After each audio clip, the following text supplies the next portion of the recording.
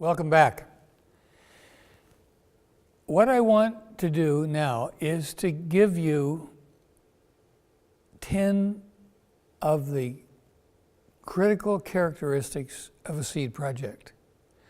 Now these 10 characteristics did not come out of a textbook. We've been doing seed projects since 1986 around the world. And every one of these 10 characteristics have come out of the experience of the seed projects that we've done. And the more of these characteristics that are included in the planning and execution of a seed project, in general, the more successful that seed project will be in terms of the demonstration of God's love. So again, I don't want you to think that these 10 characteristics are ideas that came out of our heads. No. We began to realize and see some consistency between what was being done and the success of what was being done, at least the visible success, and we began to compare what was happening in those, and we saw that the more of these characteristics that were implemented or included in a seed project, the more successful it was. So we share these. And these characteristics are not laws, but they're characteristics that you should consider as you plan your seed project. And if you decide to not include one of them, there should be a good reason for that. Okay, let's begin. The first one is that a seed project is motivated by God's intentions, not on the basis of the needs in the community. Most human and secular and even Christian NGOs, their response, the things that they do to respond to a community, is to look at what the needs are. And they prioritize the needs and choose one of those needs, and then that's the one that they design their project around. That's not where you start with a seed project. The place you start is on your knees. And you ask God, what do you want us to do? Not what is the greatest priority in terms of our community needs survey, but what do you want us to do in this situation? Let me tell you a story. In the very early years of our ministry, there was an incredibly poor village in Mexico.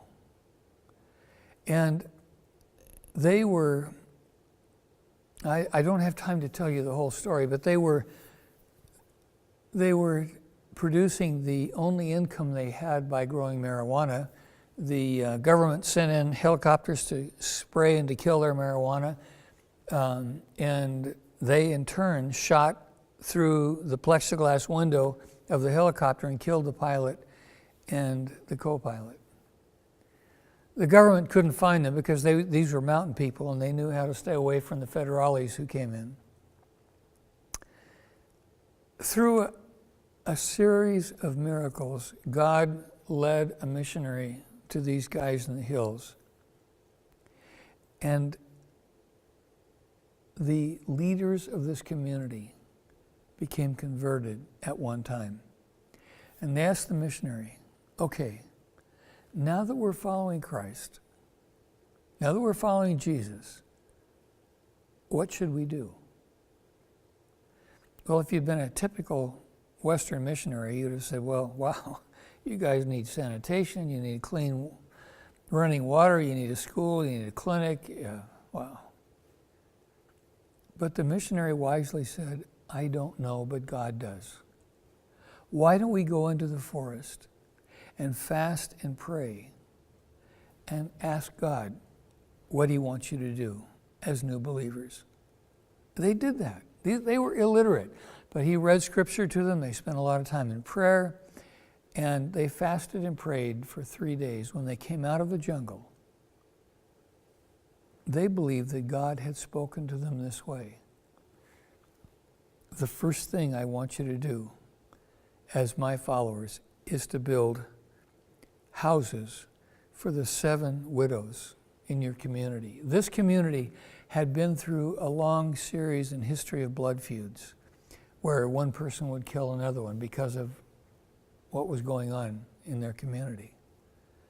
And there were 7 widows as a result of these blood feuds. And God, instead of telling them to put in a clean water system or to build a clinic or to start a school, he said, the first thing I want you to do is to build houses. These guys did not live in houses. I was there. And they were hovels, pigs and chickens living with the people. It was awful. But in obedience, that's what these guys did. They built 7 houses.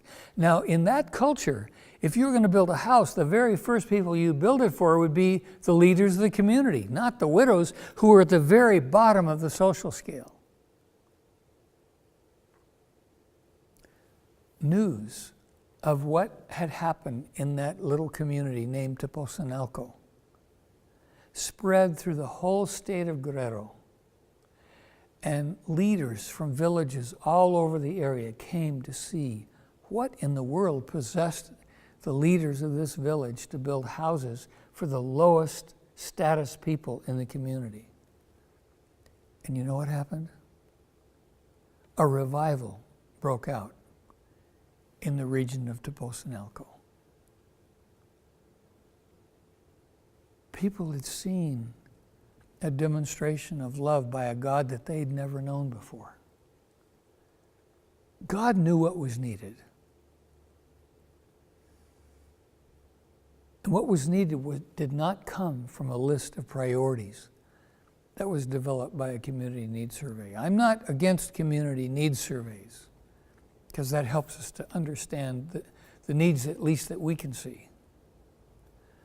So the first characteristic of a seed project is that we don't do what appears to be something that is going to meet the greatest visible need in the community. What we do is we look to see,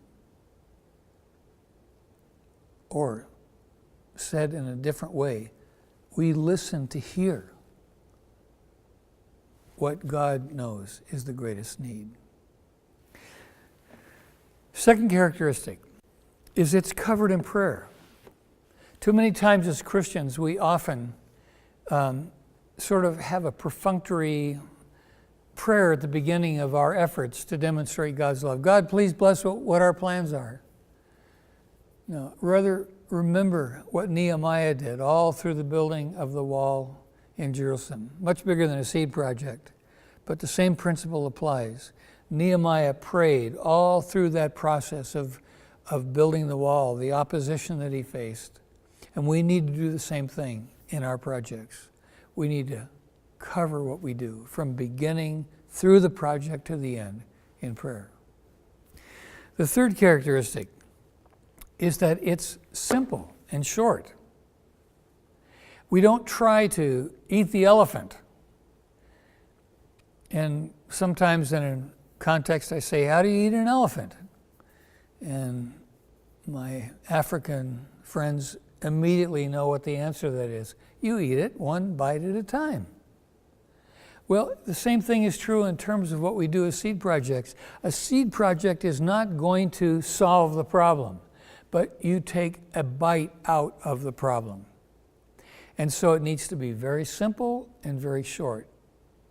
Don't try to start a daycare center, which takes forever, or don't try to get government funding, for a nutritional program that's ongoing. That's not a seed project. It's not a bad thing, but it's not the way to get started.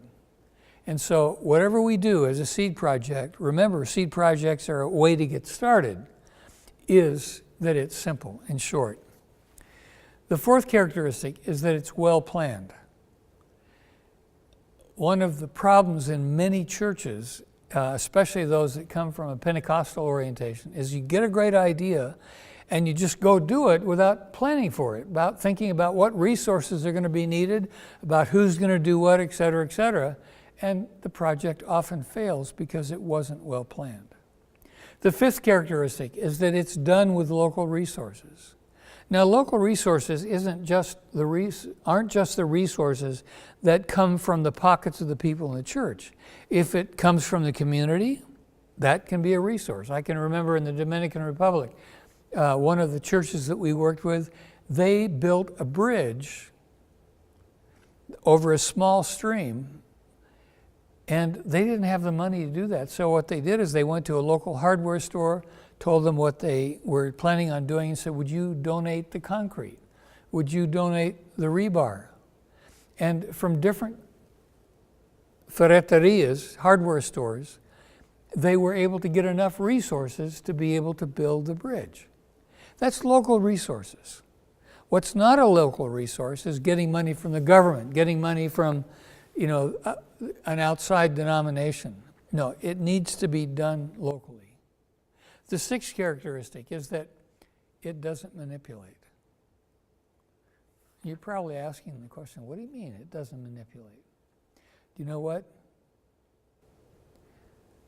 Christians are great at manipulating.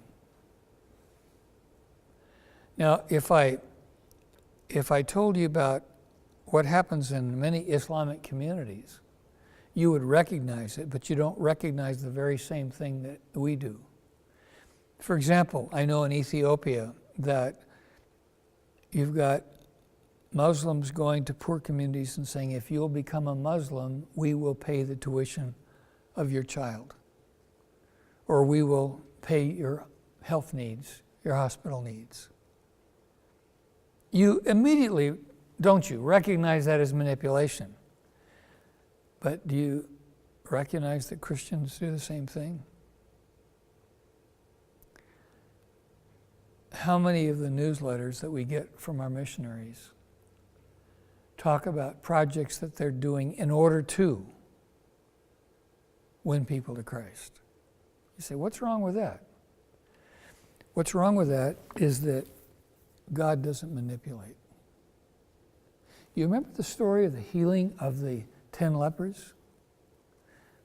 Do you think that Jesus didn't know that only one would come back? If Jesus was healing those 10 lepers in order for them to come back to him in recognition of their healing and thanksgiving for their healing, how many would he have healed? One. How many did he heal? 10.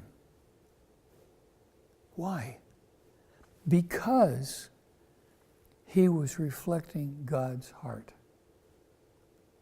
And he healed those 10 lepers and would have healed them even if none would have come back. The rain falls on the just and the unjust alike. We are to demonstrate God's love irrespective of the consequences, because it's a reflection of God's heart. We have to be very careful that our seed projects don't manipulate. We simply do it because it's an expression of God's love. Number 7, it's done for those outside the church. One of the difficulties in our Christian activity is often that what we do for those in the church, and we should. But a seed project is designed specifically to demonstrate God's love for those who are on the outside, who otherwise would never be touched by God's love. And that's why we make this a criteria. Yes, do we want people to come to Christ with every passion that's in our being? But we don't manipulate them to do that. And they're not going to come to Christ by being touched by his love unless we go outside of the church to demonstrate his love out there. So, number 7 is we do seed projects for those outside the church. And number 8, and this is really something that's so easy to do. wrong. What we do, what the criteria is that we engineer and we plan the seed project in such a way that those who are being helped, if they possibly can participate in their being helped. You remember the story of Ruth and Boaz in the Bible. Boaz could easily have just given Ruth the grain that she needed for herself and her mother-in-law, Naomi. But he didn't do that. Instead, he allowed her to go behind the reapers and gather the grain herself. Why? Because that acknowledged her dignity as a human being. God gave us dignity which is expressed through our own labor and our own work. And so wherever possible, when we do a seed project, we need to build in the process of allowing those that we're helping to be a part of the project. One of the things that is really discouraging to me is the North American habit of sending a group of kids down across the border into Mexico to build houses for the poor. And as being North Americans, we're very well organized. We send somebody down to make sure that the lumber and the cement and whatever else is needed is in place, because we've only got a week and we've got to get this house, the foundation poured, the slab poured, put up the walls and the roof, and make sure it can all be done within a week. And we don't need any interruptions, including the interruption of the family that we're trying to build a house for helping. So what happens? The family that the house is being built for stands around the outside because as the kids have come and said, "Can I help? What can I do?" They say, "No, as Americans, we say, no, that's okay. We've got it planned." What we really are saying is we don't have the time to be interrupted from finishing the project so we can take pictures of it and go back home and show our local church what great people we are. Let me ask you a question. Which is better? That we finish the project or that we give the family the dignity of recognizing their ability to participate in their own healing? So the principle is that those are helped are able to participate in the project. That's characteristic number 8. Number 9. Remember the window of the 4 areas in which Jesus grew: wisdom, physically, socially, spiritually. Well, our seed project needs to try to build into it impacts in all of those areas so that the people being served can see God's love for them, not just in the physical area, but in wisdom and in the social area, in the spiritual area as well. So we need to intentionally plan for a holistic impact. Finally, when the project is done, who gets the glory? Do we want the people to come around and say to us, "Oh, what wonderful folks you are"? Or do we want them to say, "What a good God you have. I want to know more about him"? So the final characteristic is that God is praised, not us. Now, if we're praised along with it, that's fine. But we want to draw attention to the reason we're there, and that's God and his great compassionate love. Okay, 10 characteristics. Motivated by God's intentions, covered in prayer. It's simple and short. It's well planned. It's done with local resources. It doesn't manipulate. It's done outside the church for those outside the church. The beneficiaries participate. It's intentionally holistic, and finally, God is praised. Okay, in this break, I want you to try and to memorize the purpose, okay, the definition, the benefits, and the 10 characteristics. Okay, we'll give you enough time during the break for you to memorize those. And I'm going to give you a test afterwards to see how much you've remembered.